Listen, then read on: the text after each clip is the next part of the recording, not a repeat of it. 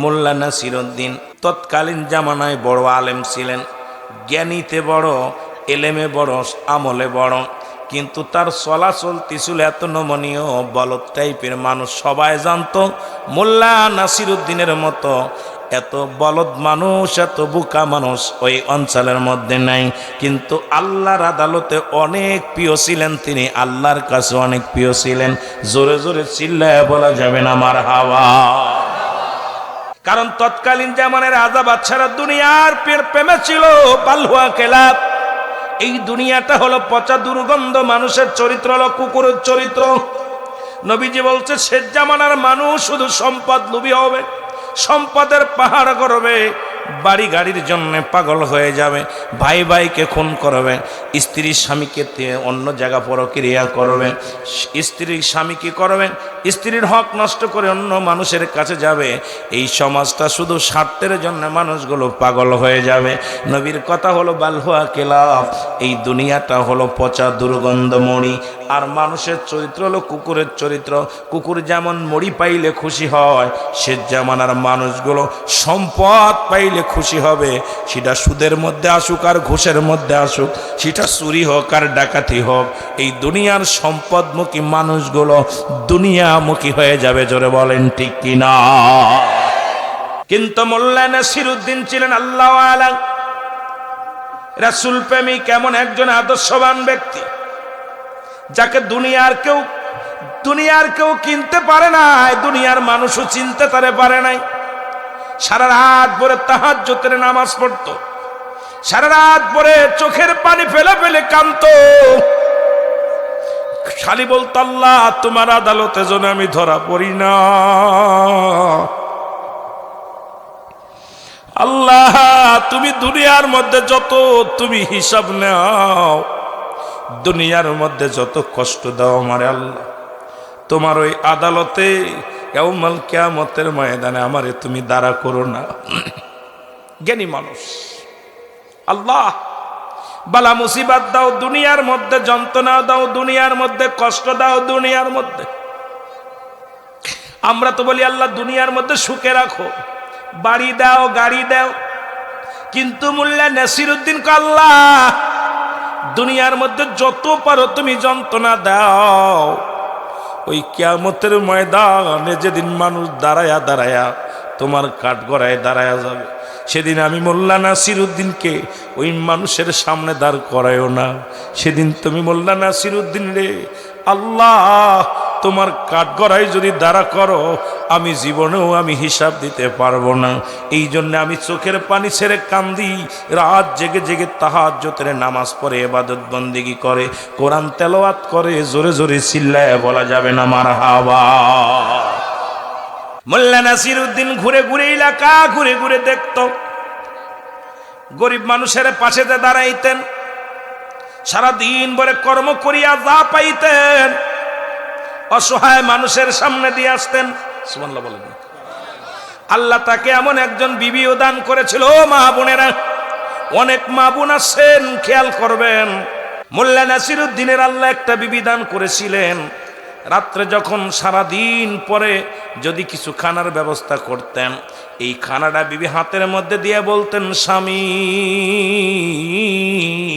একটু খবর লন পাশের মানুষগুলো খাইছে কি খাই না। আরে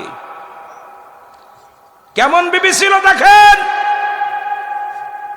মোল্লা নাসিরউদ্দিন এই খানাটা হাতের মধ্যে নিয়ে, স্বামী স্ত্রী দুজনের খানা নিয়ে প্রতিবেশী এইরকম কয়েকটা বাড়ি ঘুরতেন।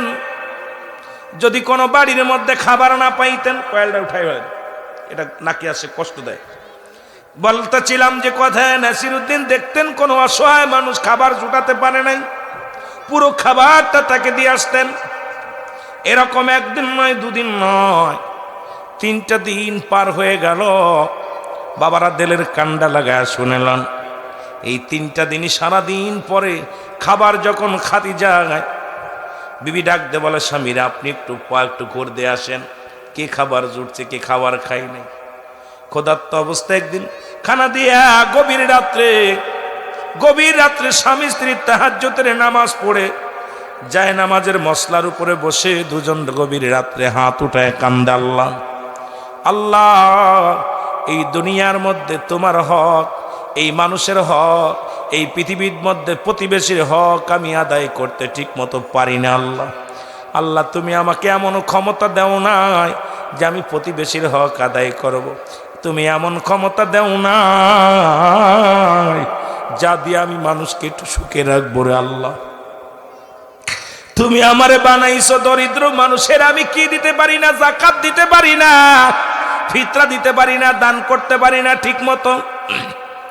বিবি সান্ত্বনা দেয়, স্বামী রে,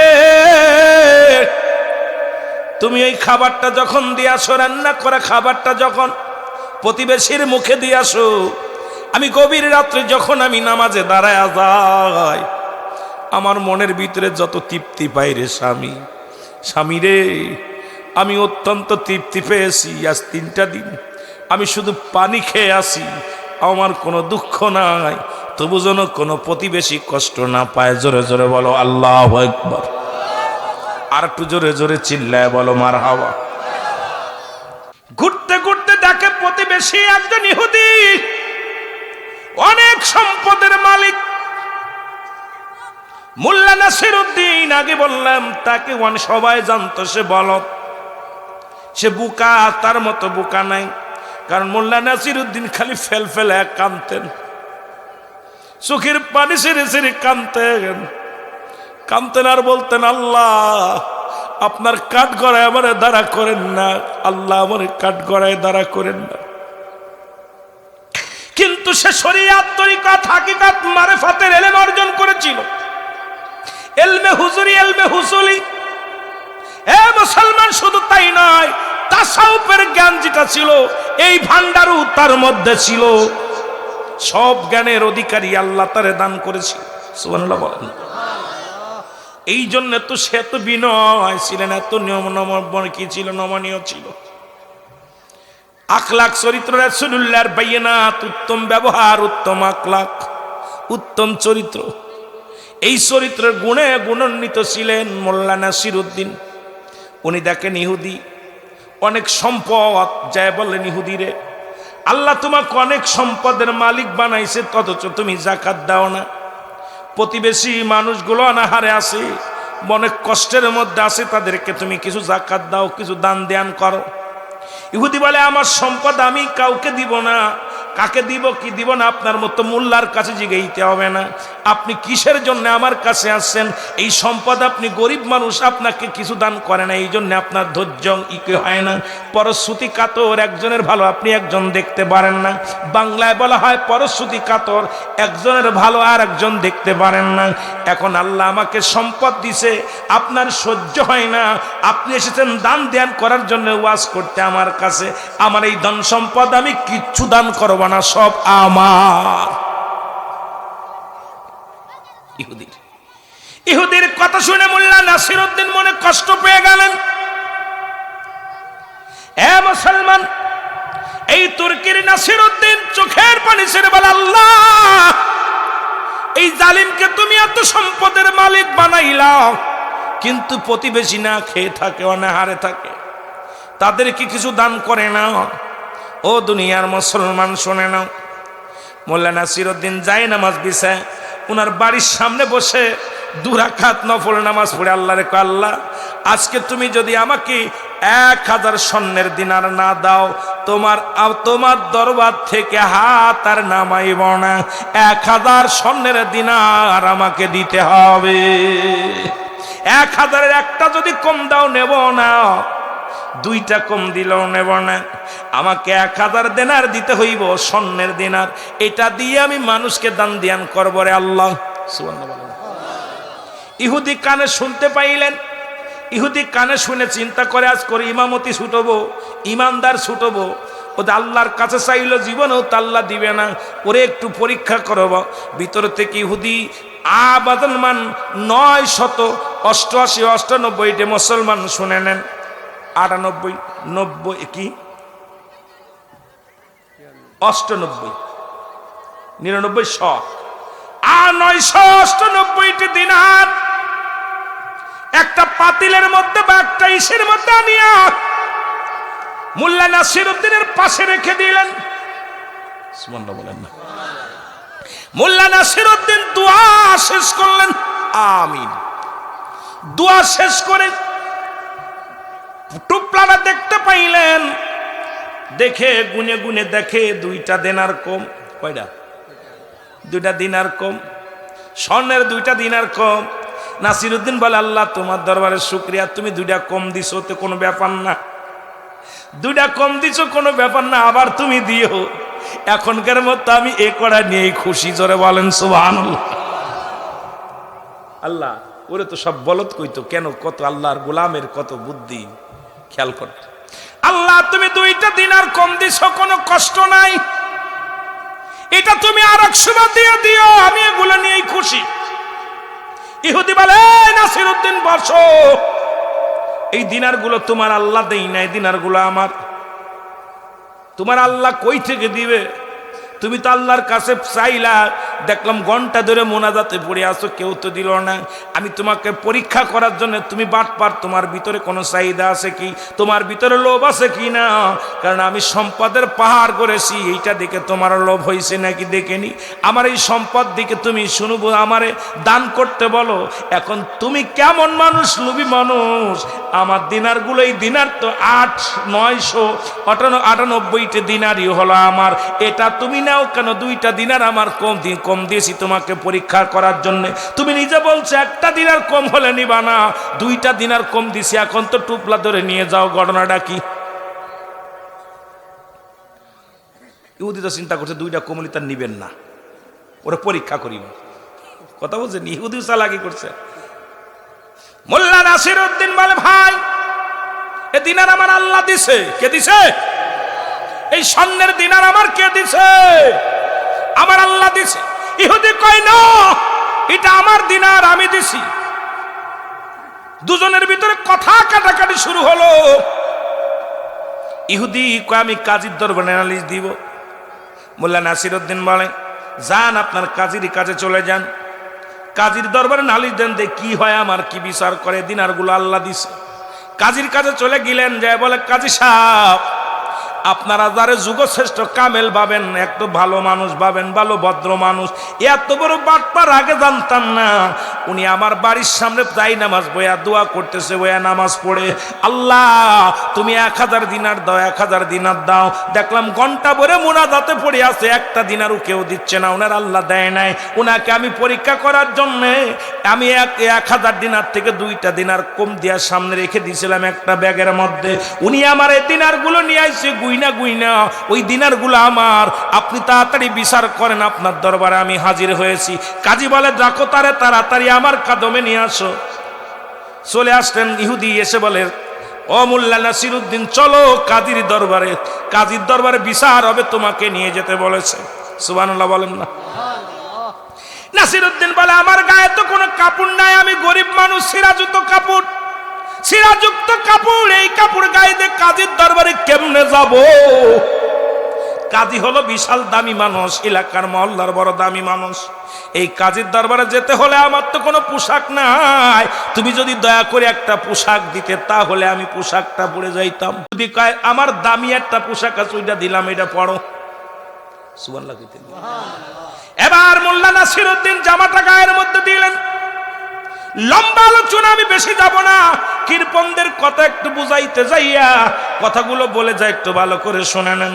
মোল্লা নাসিরউদ্দিন কয়, পোশাকটা পায় বলে, ভাই আমি হাঁটতে পারি না, চলতে পারি না, যদি একটা ঘোড়ার ব্যবস্থা করে দিতেন, ওই ঘোড়ায় চড়িয়ে আমি যাইতাম কাজীর দরবারে। আপনার তো অনেক ঘোড়া আছে, একটা ঘোড়া দেন, এই ঘোড়ায় চড়ে কাজীর দরবারে যাব। জোরে জোরে বলেন আল্লাহু আকবার। ঘোড়া দিছে, একটা কাপড় জামা দিছে, পাঞ্জাবি, ঘোড়াটা নিয়ে চলে গেছে কাজীর দরবারে।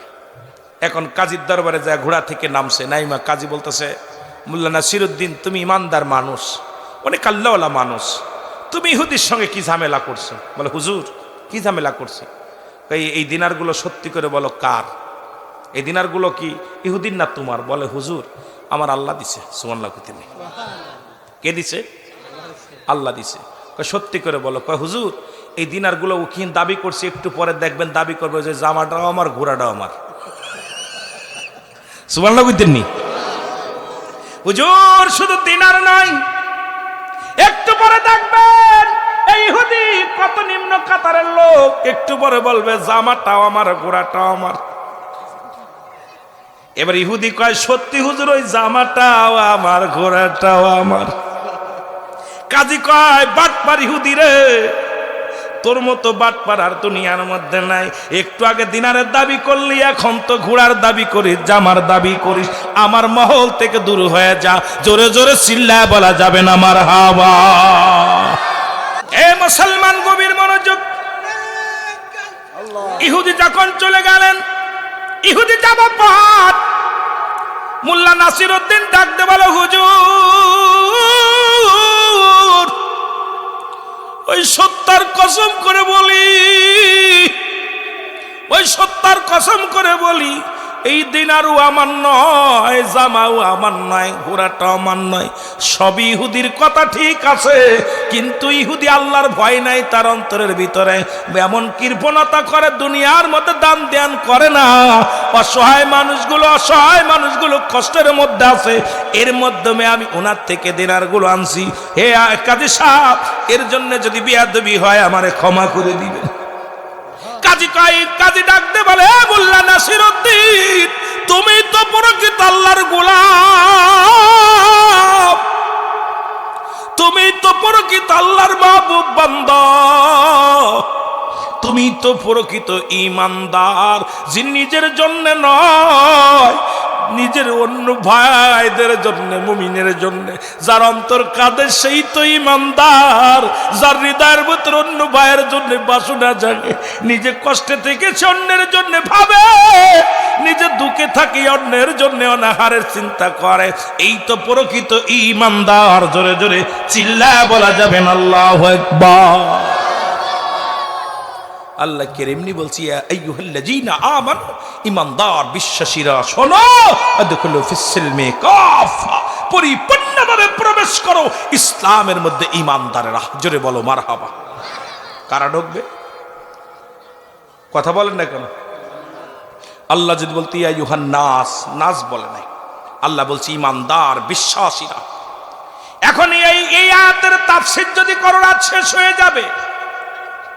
মুসলমান শুনে পুরোপুরি মুসলমান নে কবরে কি করো না, ইসলামের মধ্যে প্রবেশ করো পুরোপুরি। কারা? ঈমানদাররা। কারা ঢুকবে? ঈমানদাররা পুরোপুরি ভাবে ইসলামের মধ্যে ঢুকবে। ইসলামের আবিধানিক শাব্দিক অর্থ হলো 80 থেকে 82টা। ইসলাম মানে নিজে না খেয়ে অন্যরে খাওয়ানো, ইসলাম মানে নিজে না ঘুমানোর ঘুম পাড়ানো, ইসলাম মানে নিজে না কষ্টে থেকে অন্যরে সুখে রাখা, ইসলাম মানে একত্ববাদ, ইসলাম মানে শান্তি, ইসলাম মানে নারীর সতীত্ব পাহারা দাও, ইসলাম মানে মুসলমান নিজে দুঃখে থেকে অন্যরে সুখে রাখো। আজকে তো আপনার এলাকায় ইসলামের বিধান যদি মানে, একটা মানুষ না খায়া মরতে পারে না, একটা মানুষ দুঃখে থাকতে পারে না, একটা মানুষ অভাবের মধ্যে থাকতে পারে না। আসলে আমরা মুসলমান, মুখে মুখে যেটা বলি অন্তরে আর একটা করি। আজকে বাড়ি করো না, ঘর করো না, নিজে মুখ দিয়ে বলি নিজের বাড়ি আছে ঢাকার শহরে 3-4টা, নিজের গাড়ি আছে 4-5টা।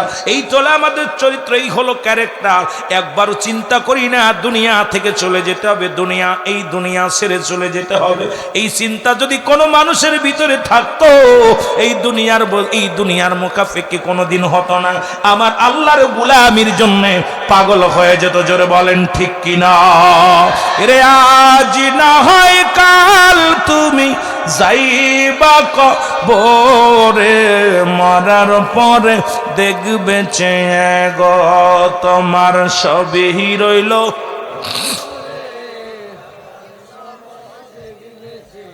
মারহাবা বলেন। মরার সময় দেখবে চেয়ে গো তোমার সবই রইল পড়ে, মরার সময়। এরে দাদাই গেছে, বাবাই গেছে, কেউ আসলো না ফিরে। দাদাই গেছে, বাবাই গেছে, কেউ আসলো না ফিরে। আমার তো যাইতে হবে গো ভাই অন্ধকার কবরে, তোমার তো যাইতে হবে গো। বলেন অন্ধকার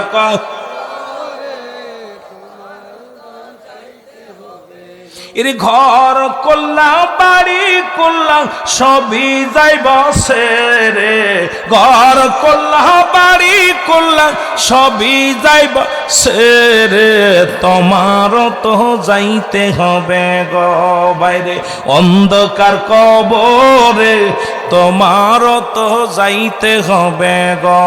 বলেন আজ না হয় কাল তুমি যাইবা কবরে, মরার পরে দেখবে চেয়ে গো তুমি, মরার পরে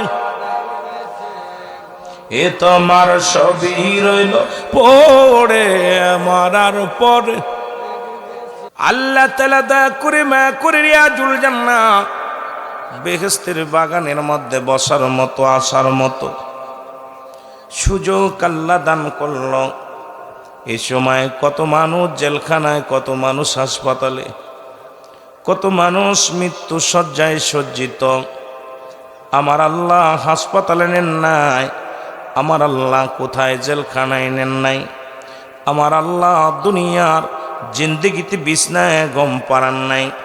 এই রিয়াজুল জান্নাহ বেহেশতের বাগানে আসার মতো বসার মতো সুযোগ আল্লাহ দান করল। উচ্চ কণ্ঠে আওয়াজ দিয়ে চিল্লায় বলেন আলহামদুলিল্লাহ। এ মুসলমান, জান্নাতের বাগানে যখন কোনো বান্দা রওনা হয়ে যায়, প্রতিটা কদমে কদমে আমার আল্লাহ তাআলা সগীরা গুনাহগুলো মাফ করে দেয়। জোরে বলেন মারহাবা। একটু জোরে বলা যাবে না মারহাবা?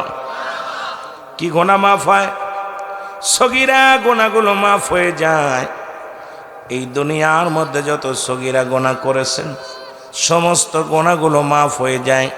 রিয়াজুল জান্নাহ বেহেশতের বাগানের দিকে রওনা দিলে, ও মুসলমান, আমরা শুধু সগীরা গুনাহ করি নাই, পদে পদে করছি কবিরা গুনাহ, পদে পদে করছি কবিরা গুনাহ। নামাজ ছেড়ে দেয়া কবিরা গুনাহ, মিথ্যা বলা কবিরা গুনাহ, বেগানা মহিলার সঙ্গে দেখা দেয়া কবিরা গুনাহ, বেগানা পুরুষের সঙ্গে দেখা দেয়া কবিরা গুনাহ। এই গুনাহগুলো যদি মাফ করাইতে চাও, আল্লামা কুতুবী রাহমাতুল্লাহ বয়ান করে, দুনিয়ার মানুষ শোনো, ওই জান্নাতের বাগানখানা আঁকড়ে ধরে কোনো বান্দা যখন খাস তওবা করে আল্লাহ বলে ডাক দেয়, আমার আল্লাহ তাআলা ওই বান্দার জীবনের দরিয়া দরিয়া গুনাহগুলো মাফ করে দেয়। জোরে বলেন মারহাবা। কবিরা গুনাহগুলো মাফ হয়ে যায়, সগীরা গুনাহ মাফ হয় শুধু জান্নাতের বাগানে আসার কারণে। কবিরা গুনাহগুলো মাফ হয় কারণ কিয়ামত পর্যন্ত কোনো নবী আসবে না, কিয়ামত পর্যন্ত তওবার দরজা খোলা, কিয়ামত পর্যন্ত কোনো নবী আইতো না। কারণ আমার নবী রাহমতের নবী, রাহমাতাল লিল আলামিন, শেষ নবী, খাতামুন নবী। আমার নবীর পরে আর কোনো নবী আসবে না, আসার সম্ভাবনায়। অমুসলমান, কিন্তু তওবার দরজা কিয়ামত পর্যন্ত খোলা থাকবে। এই জন্য বেশি বেশি তওবা করা লাগবে। এই জন্য আমি বলতেছিলাম, আল্লামা কুতুবী রাহমাতুল্লাহ বয়ান করে, বান্দা শোনো, হাজার প্রকার গুনাহ করেছো, গুনার বোঝা মাথায় নিয়ে বান্দা যখন রিয়াজুল জান্নাহ বেহেশতের বাগানের মধ্যে রওনা হয়ে যায়, বান্দা যখন ওই জান্নাতের বাগানখানা আঁকড়ে ধরে চোখের পানি ছেড়ে আল্লাহ বলে ডাক দেয়, আমার আল্লাহ ওই বান্দার দরিয়া দরিয়া গুনাহগুলো মাফ করে দেয়। জোরে বলা যাবে না মারহাবা। যেহেতু মানুষের মরণ হয় দুইটা টাইমে, একটা হলো রাতের বেলা, একটা হলো দিনের বেলা। দিন শুরু করেছিলেন, মৃত্যুবরণ করেন নাই, রাত শুরু করেছেন, এখনো পর্যন্ত মৃত্যুবরণ করেন নাই। এখন রাত শেষ করতে পারবো কেউ গ্যারান্টি দিতে পারি না। তওবার দরজা কিয়ামত পর্যন্ত খোলা, নবীদের দরজা বন্ধ হয়ে গেছে, তওবার দরজা খোলা আছে। আখির নবীর উম্মত হওয়ার কারণে তোমার দাম, তোমার শান, তোমার মান অনেক বাড়ছে রে মুসলমান। কারণ বিনা চাওয়ায়, বিনা দরখাস্তই আখিরি নবীর উম্মত হয়েছ। বিনা দরখাস্তই, বিনা চাওয়ায় আখির নবীর উম্মত হয়েছো, তুমি বড় ভাগ্যবান। বিনা চাওয়ায় বিনা দরখাস্তই তুমি মুসলমানের গর্ভে জন্মগ্রহণ করেছো। মুসলমান পৃথিবীর মধ্যে বিনা চাওয়ায় বিনা দরখাস্তই পৃথিবীর সমস্ত মাকলুকাতের চাইতে শ্রেষ্ঠ মাকলুকাত, আশরাফুল মাকলুকাত এই মানব কোলে তুমি জন্মগ্রহণ করেছো, কারণ সব দিক থেকেই তুমি শ্রেষ্ঠত্ব অর্জন করেছো। ও মুসলমান, তুমি খ্রিস্টান হও নাই, তুমি নাসারা হও নাই, তুমি ইহুদি হও নাই, তুমি বৌদ্ধ হও নাই, তোমাকে আল্লাহ মুসলমানের গর্ভে জন্ম দিয়া মুসলমান বানাইছে। তোমার দাম, তোমার মান, তোমার ইজ্জত অনেক বড়। আমাদেরকে মুসলমান এত ইজ্জত আল্লাহ দান করেছে। পৃথিবীর মধ্যে একমাত্র আল্লাহর কাছে মনোনীত ধর্ম হলো ইসলাম। সেই ইসলামের মধ্যে তুমি আগমন করেছ। ও মুসলমান, এই শুকরিয়া আদায় করে শেষ করা যাবে না। আর রিয়াজুল জান্নাহ বেহেশতের বাগানে বসেছ, আল্লাহ যেন আমাদেরকে মাসুমের মাসুম বানায়া দেয়। জোরে জোরে বলুন আমিন। এ দুনিয়ার মুসলমান,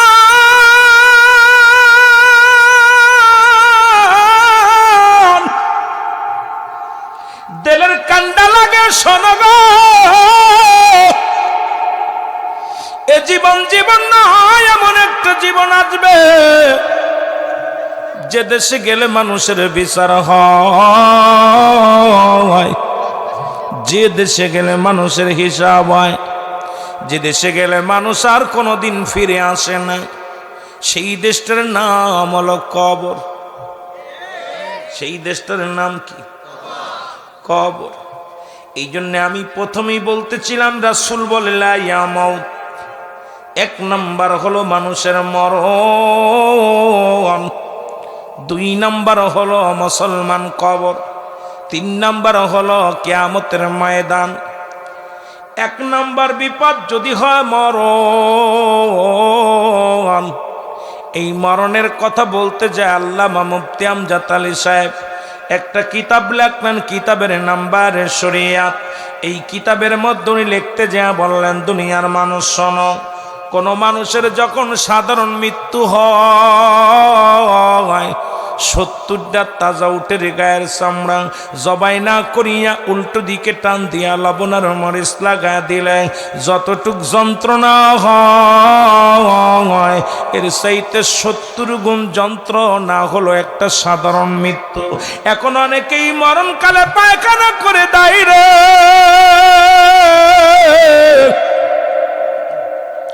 এই পৃথিবীর মধ্যে রে মুসলমান শোনে নাও, মরণের সময় অনেকে প্রসাব করে দেয়, মরণের সময় অনেকে মুসলমান শোনো অনেকের জিহ্বা বাইর হয়ে যায়, অনেকের মুসলমান চোখ দুটি বড় বড় হয়ে যায়। তাদের মৃত্যুটা কত কঠিন হয়। সহজ মৃত্যু যদি এত কঠিন হয়, কঠিন মৃত্যুটা কত কঠিন। এই মরণের পেয়ালা পান করতে হবে রে মুসলমান। এই পৃথিবীর ইতিহাসে 3 জন নিকৃষ্ট মহিলা, ওয়াজ করতে হবে অনেক দিকে, একটু আগায় আস্তে আস্তে আমরা আলোচনায় যাই। পৃথিবীর ইতিহাসে 3 জন পাপিষ্ঠ নারীর ইতিহাসটা আগে জেনে আসি। অল পৃথিবীর মধ্যে এমন পৃথিবীর 3 জন নারীর নাম যারা বলেছেন, তারা 2 জন ছিল নবীদের বিবি। মুসলমান শুনে নেন, এই নামগুলো শুনলে আপনাদের কলিজার মধ্যে দাগ কাটবে না মুসলমান। এই দাগগুলো পৃথিবীর 3 জন ভয়ঙ্কর নারী, পাপিষ্ঠ নারী। আজকে আমার অনেক মা বোনের আসছো, আলোচনার মধ্যে শুনে নাও। তার মধ্যে 3 জন নারীর প্রথম নারী হলো হযরত বাদানের লূত আলাইহিস সালামের বিবি, যার নাম ছিল বাইলর। জোরে জোরে চিল্লায় বলো আল্লাহু আকবার। লূত আলাইহিস সালাম ছিল আল্লাহর পয়গম্বর। আমার দেশে এমন সংসার আছে, স্বামী বড় নামাজি, বিবি বড় বেপরদায়। কথা বলেন আছে কিনা? অনেক স্বামী দেখা যায় মাথা থেকে টুপি খোলে না, অনেক স্বামী দেখা যায় সলাতের জন্য পাগল, দান করার জন্য পাগল, আল্লাহর জিকিরের জন্য পাগল। বিবি থাকে বেপরদায় থাকতে চায়, পাতলা কাপড় গায়ে দিতে চায়, বিবি তার ডাক দেওয়ার শোনে না। বা পৃথিবীর মধ্যে অধিকাংশ নারীগুলো জাহান্নামে যাবে, স্বামীর লানতকারী মহিলারা কিয়ামতের ময়দানে জাহান্নামে যাবে। যেহেতু আমাকে অনেক লম্বা আলোচনা দিছেন, আপনার একটু খেয়াল করা লাগবে, কই থেকে কই চলে যায় আলোচনা খেয়াল করা লাগবে। সব একদিক পড়ে গেলে একঘেয়েমি আলোচনা হয়ে যাবে রে মুসলমান। এই জন্য আমিও চিন্তা করব চারিদিক সবৎস যুবক বৃদ্ধ সবাই রে কিছু বোঝানোর জন্য। এই পৃথিবীর মধ্যে একজন নবী, বনী ইসরাঈলদের মধ্যে একজন শ্রেষ্ঠ নবী ছিলেন, তার নাম ছিল হযরত লূত আলাইহিস সালাম। তার বিবি ছিল জিনাকারিনী। তিনি এমন জিনা করতেন, ব্যভিচার করতেন, পুরুষে পুরুষে জিনা হতো, নারীতে নারীতে জিনা হতো। এই লূত আলাইহিস সালামের বিবির নাম কি? বাইলার। মুখস্থ করেন নাম কি? বাইলার। এই বাইলার ছিল নারীতে নারী জিনা করত গো। এর গত মাসেও দেখেছি ঢাকা বিশ্ববিদ্যালয় নারীতে নারীতে বিয়ে, পুরুষে পুরুষে বিয়ে। এখন আমার সমাজ নষ্ট হয়ে যায়। এখন শরীফ থেকে শরীফা বানাইছে, আমার জাতিকে নষ্ট করতে চায়। ওরে মুসলমান শুনে নাও, কয় আমার আর পুরুষ থাকতে ভালো লাগে না, এই জন্য নারীর কাপড় পরেছে রে মুসলমান। শোনো, আজকে আমার গোটা জাতিরে শেষ করে দেওয়ার জন্যে আজকে শিক্ষাঙ্গন এমন অবস্থা করেছে রে মুসলমান, যেখানে কোনো কোরআনের জ্ঞান নাই, হাদিসের জ্ঞান নাই, ইসলামের জ্ঞান নাই। গোটা জাতিকে শেষ করার জন্য পায় তারা চলে। এটা হলো ইহুদি নাসারানদের চক্রান্ত, খ্রিস্টানদের চক্রান্ত। আজকে মুসলমান জাতিকে কেমনে গোমরাহি করা যায়, মুসলমান জাতিকে কেমনে শেষ করে দেওয়া যায়, জাহান্নামী করে দেওয়া যায়, এই চিন্তাধারা ইহুদি নাসারাদের। তারা কোনোদিন মুসলমানের বন্ধু ছিল না, কোনোদিন হবে না। তারা চায় মুসলমানদের জাহান্নামে ঢুকানোর জন্য। জোরে জোরে বলেন ঠিক কিনা? এই সেই সময় ছিল সমগামী, নারীতে নারী জিনা, পুরুষে পুরুষে জিনা। আগে তিনজন নারীর নামটা বলে আসি, তারপরে একটু বিস্তারিত বলি। এ মুসলমান, এ বাবারা, দিলের কান্ডা লাগায় শুনে নাও। আবু সুফিয়ানের বিবি মুসলমান উম্মে জামিল, যিনি আমার রাসূলকে কষ্ট দিতেন। পৃথিবীর ইতিহাসে তিনজন ভয়ঙ্কর নারী, এই তিনজন দুষ্ট নারী, তিনজন ভয়ঙ্কর পাপিষ্ট নারী। এদের মতো পৃথিবীর মধ্যে আর কেউ নাই। এমন যদি এই অঙ্গের এদের সঙ্গে যদি জড়িত হয়ে আপনার এলাকায় কোনো নারী থাকে গো, একটু বুঝতে পারবেন বাবারা আমার। 2 নাম্বার ছিল আবু লাহাবের স্ত্রী মুসলমান আবু সুফিয়ানের বিবি উম্মে জামিল, আবু সুফিয়ানের বিবি উম্মে জামিল। 3 নাম্বার ছিল মুসলমান, শুনে নেন, হযরত নূহ আলাইহিস সালামের বিবি মুসলমান বালিহা। নাম কি? জোরে বলেন, নামটা কি? বালিহা। যেহেতু আপনারা আমাকে আগেই দেন নাই, বলছেন হুজুর একটু পর্দার ওয়াজ করবেন, এই জন্য একটু কথা বলতে হয়, আগেই জানায় দিতে হয়। মুসলমান শোনো, 2জন নবীর স্ত্রী। বালিয়া ছিল মূর্তি পূজারী, আর স্বামী ছিল আল্লাহর গোলামি। সুবহানাল্লাহ।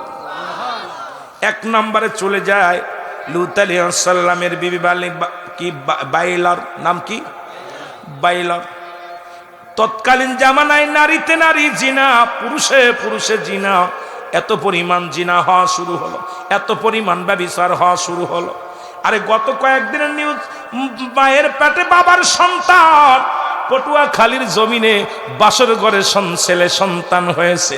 মেয়ে কান্দার বলে, আল্লাহ, এই সন্তান আমার বাবার সন্তান, আর এই দুনিয়ার মধ্যে তাদেরকে কি করার দরকার রে মুসলমান। আজকে অনেক যুবক আগামীকাল 14ই ফেব্রুয়ারি এইরকম অসংখ্য নারী অবৈধ মেলামেশা হবে, অসংখ্য যুবকেরা নষ্ট হয়ে যাবে। আমার যুব সমাজ শুই না লাও গো,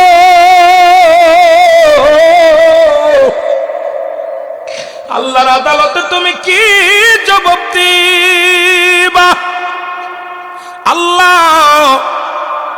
কেমন ভণ্ড বাবা গো, যিনি মেয়ে কেউ আজকে সেই জাইলা জামানার চাইতো নিকৃষ্ট। এখন অন্ধকার জামানা বাংলার জমিনে নেমে আসছে। এটা অন্য রাষ্ট্রে হলে মেনে নেওয়া যেত, যদি আমেরিকা হতো মেনে নেওয়া যেত, লন্ডন হলে মেনে নেওয়া যেত, বাদান শ্রীলঙ্কা হলে মেনে নেওয়া যেত, সিঙ্গাপুর হলে মেনে নেওয়া যেত। যেখানে আমার বাংলাদেশে 90% মুসলমান, সেই দেশে বাবার সন্তান কেমনে যায় মায়ের গর্ভে, নিজের ঔরজাত মেয়ের গর্ভে। ওরহু অনেক অনেক হচ্ছে গো মুসলমান। আপনার যারা মিডিয়ার সঙ্গে জড়িত, শুধু তাই নয়, এই বাংলার জমিনে ঢাকা মেডিকেল কলেজ হাসপাতালে মর্গে জিনা হয়। যে সমস্ত নারীদেরকে অপরে কিসের জন্যে, যাদের লাশ পোস্টমর্টমের জন্য পাঠানো হয়, নারীদেরকে সেখানে জিনা হয়। ঢাকা মেডিকেল শুধু নয়, চট্টগ্রাম মেডিকেল কলেজ হাসপাতালে যেখানেও নারীদেরকে বাজান রে লাশ কাটা ঘরের মধ্যে জিনা হয়। এটা শোনা পর মনে বড় কষ্ট হয়। আইরে মুসলমান, এখনো কেন জাগো না? এখনো কেন জাগো না? আর ঘুমানোর সময় নয়। এ মুসলমান, আমি যদি মিথ্যা বলি আল্লাহ আমার জবান কেড়ে নিবে। আপনারা সবাই জানেন ঢাকা মেডিকেলের কাহিনী, আপনারা সবাই জানেন চট্টগ্রাম মেডিকেলের কাহিনী, যেখানে মুসলমান মর্গে জিনা হয়। এদেরকে রিমান্ডে নেওয়া পর বলা হলো, বলে আমি যখন নারীদেরকে কাটার জন্য যখন এই টেবিলের পরে শোয়ায়, আগে তার সঙ্গে জিনা করিনি, মারা গেছে গলায় ধরিনি, আলামত হলো জিনার। মারা গেছে বিষ খায়া, আলামত হলো জিনার। মারা গেছে বাজান রে কোথাও অ্যাক্সিডেন্ট করে, আলামত হলো জিনার। আমার যুবক ভাইরা, বৃদ্ধ ভাইরা সবাই খেয়াল করবেন গো, যে দেশে মুসলমান 90% মুসলমান, কিরাই 95-90% মুসলমান, সেই দেশে যেখানে মর্গে জিনা হয়, আপনি কিসের ইমামদারি করবেন, কিসের ইমামতি, কিসের মৌলবীগিরি, কিসের পীর সাহেবগিরি, সব ছেড়ে দেন। কারণ রাস্তায় নামেন, রাস্তায় নামেন, কারণ আল্লাহর আদালতে জবাব দেওয়া লাগবে। এখান থেকে বাঁচা সম্ভব হবে না। জোরে বলেন ঠিক কিনা?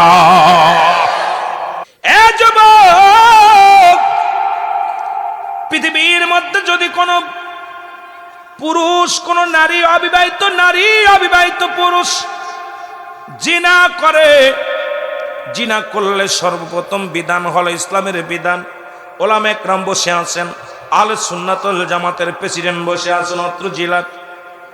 মুসলমান শুনে নাও, সঙ্গে সঙ্গে যুবক, অবিবাহিত নারী, অবিবাহিত পুরুষ জিনা করলে তাকে 100 ডুরা গায়ের মধ্যে মারতে হবে।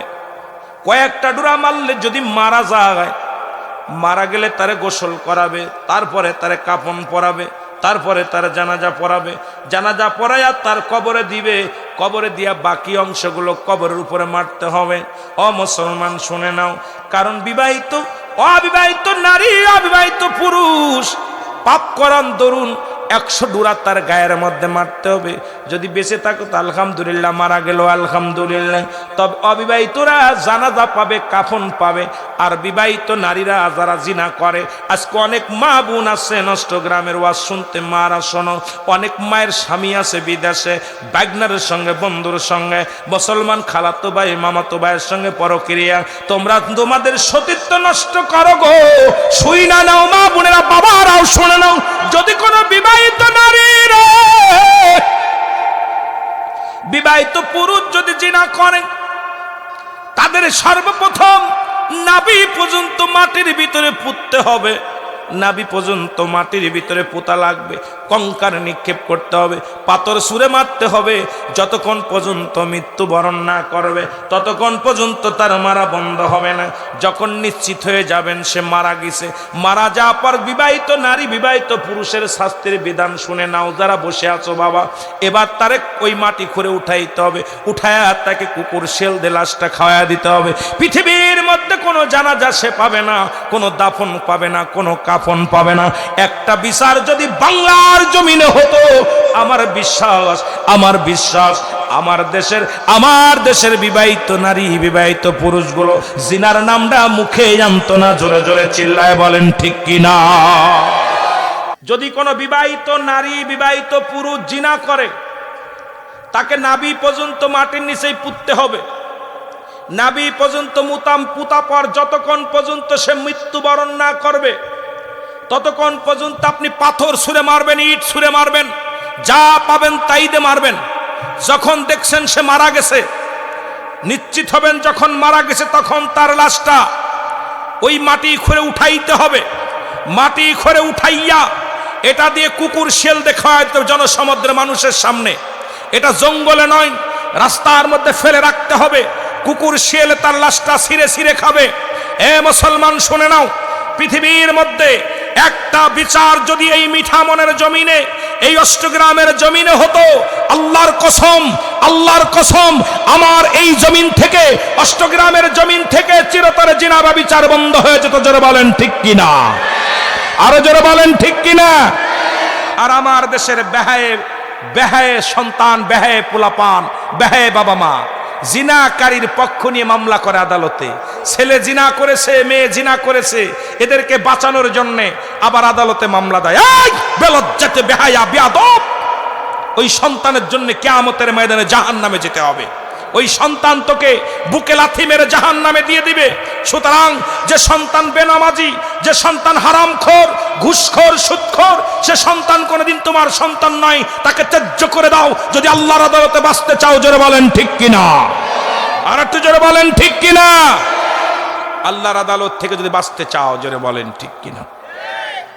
এরে আজ না হয় কাল তুমি যাইবা কবরে, মরার পরে দেখবা চেয়ে গো তোমার ছবি রইল। মরার পরে দেখবে চেয়ে গো তোমার ছবি রইল।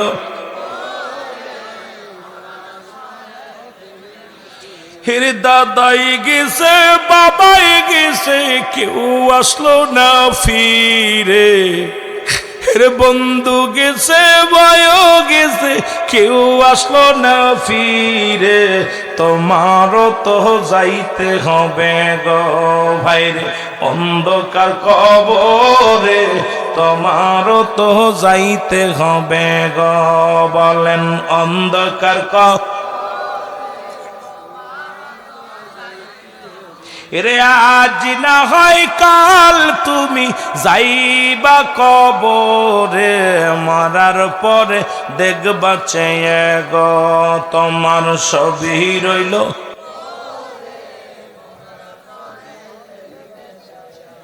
এ দুনিয়ার মুসলমান,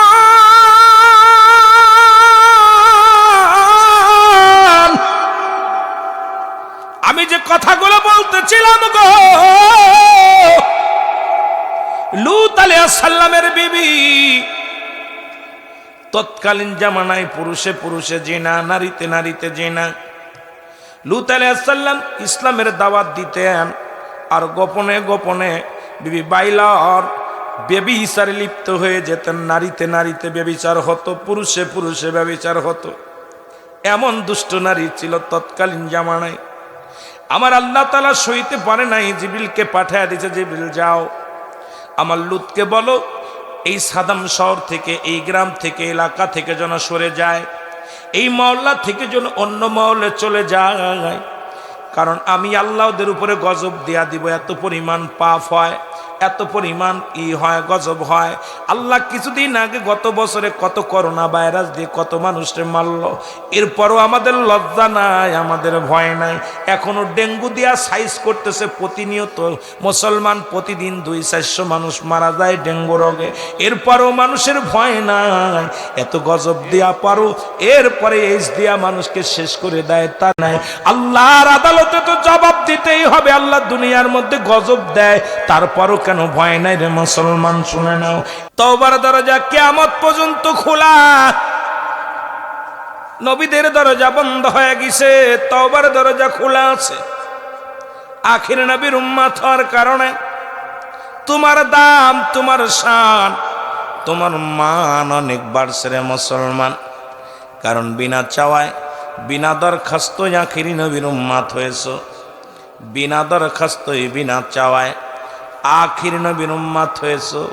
তুমি বড় ভাগ্যবান। বিনা চাওয়ায়, বিনা দরখাস্তই তুমি মুসলমানের গর্ভে জন্মগ্রহণ করেছো। মুসলমান পৃথিবীর মধ্যে বিনা চাওয়ায়, বিনা দরখাস্তই পৃথিবীর সমস্ত মাকলুকাতের চাইতে শ্রেষ্ঠ মাকলুকাত, আশরাফুল মাকলুকাত এই মানব কোলে তুমি জন্মগ্রহণ করেছো। কারণ সব দিক থেকেই তুমি শ্রেষ্ঠত্ব অর্জন করেছো। ও মুসলমান, তুমি খ্রিস্টান হও নাই, তুমি নাসারা হও নাই, তুমি ইহুদি হও নাই, তুমি বৌদ্ধ হও নাই। তোমাকে আল্লাহ মুসলমানের গর্ভে জন্ম দিয়া মুসলমান বানাইছে। তোমার দাম, তোমার মান, তোমার ইজ্জত অনেক বড়। আমাদেরকে মুসলমান এত ইজ্জত আল্লাহ দান করেছে। পৃথিবীর মধ্যে একমাত্র আল্লাহর কাছে মনোনীত ধর্ম হলো ইসলাম। সেই ইসলামের মধ্যে তুমি আগমন করেছ। ও মুসলমান, এই শুকরিয়া আদায় করে শেষ করা যাবে না। আর রিয়াজুল জান্নাহ বেহেশতের বাগানে বসেছ, আল্লাহ যেন আমাদেরকে মাসুমের মাসুম বানায়া দেয়। জোরে জোরে বলুন আমিন। এই রে মামা সব বানাইল রে আল্লাহ প্রেমের কারণে, আর প্রেমের তোহরি বান্দ রে মোদি ইনার শানে। আল্লাহ আল্লাহ, জোরে জোরে। এই রে মামা সব বানাইল রে আল্লাহ প্রেমের কারণে, আর মামা সব বানাইল রে আল্লাহ প্রেমের কারণে, আর প্রেমের তোহরি বন্দরে মদিনার শানে। আল্লাহ আল্লাহ,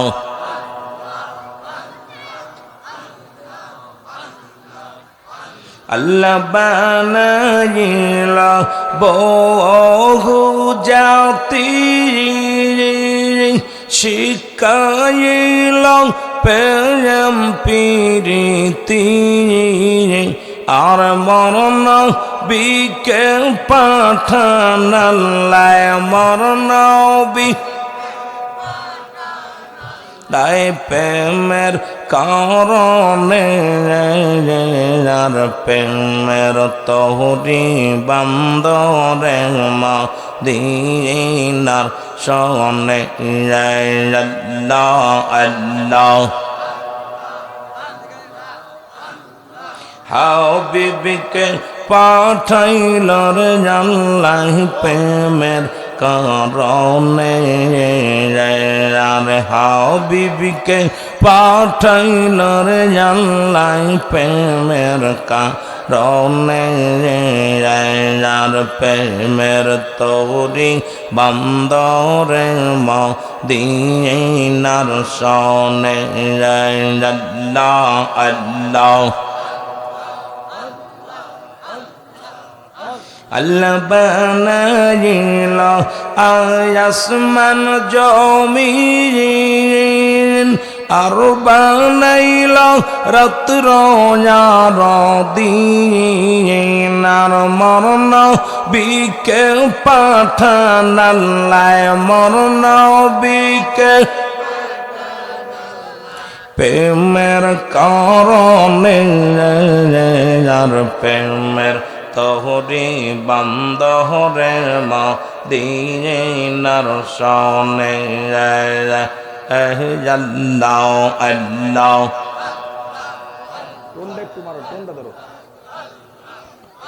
এই রে মান সব বানাইল রে আল্লাহ প্রেমের কারণে, আর মান সব বানাইল রে আল্লাহ প্রেমের, এই প্রেমের তোহরি বান্দরে মদিনার শানে। আল্লাহ আল্লাহ, আল্লাহ বানাইল কত জাতি, শিখাইল প্রেম প্রীতি, আল্লাহ বানাইল কত জাতি,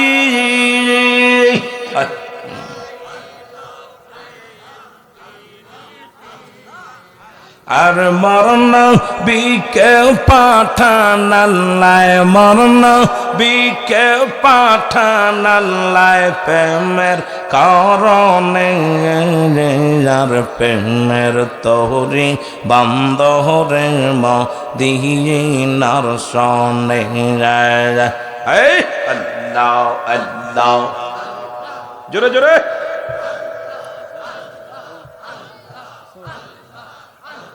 মানুষ বাহানাইল রে আল্লাহ প্রেমের কারণে আর মানুষ বাহানাইল রে আল্লাহ প্রেমের কারণে প্রেমের তহরি বান্দরে মদিনার সনে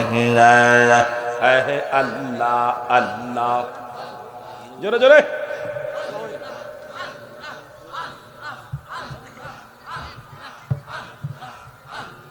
সত্য পথে চলো রে মন সত্য কর যে জিন্দা সত্য পথে চলো রে মন সত্য কর রে জিন্দা আল্লাহ আল্লাহ হালাল খাইয়া দেহ গরু তোমরা হারাম খাইও না আইরে হালাল খাইয়া দেহ গর হারাম খাইও না আইরে সোনর মমিন মুসলমান নর নবীজির উম্মত গওয়ান সোনর মমিন মুসলমান নর নবীজির উম্মত গওয়ান সোনে যাং মাতে তোমরা আসতে ভইল না আল্লাহ আল্লাহ এই সোনার মমিন মুসলমান দয়াল নবীর উম্মত গওয়ান সোনার নবীন মুসলমান দয়াল নবীর উম্মত গওয়ান সোনে তরিকার মধ্যে আসতে ভুইল না আল্লাহ আল্লাহ নবীর উম্মত নর নারী গনা করছ জীবন ভরি নবীর উম্মত নর নারী গনা করছ জীবন ভরি চাও যে ক্ষমা হস্ত তোলে বইয়া থাইক না আর চাও যে ক্ষমা হস্ত তোলে গোমাই থাইক না আল্লাহ আল্লাহ এই সোনর মমিন মুসলমান দয়াল নবীর উম্মত গওয়ান সোনে তরিকার মধ্যে আসতে ভইল না আল্লাহ আল্লাহ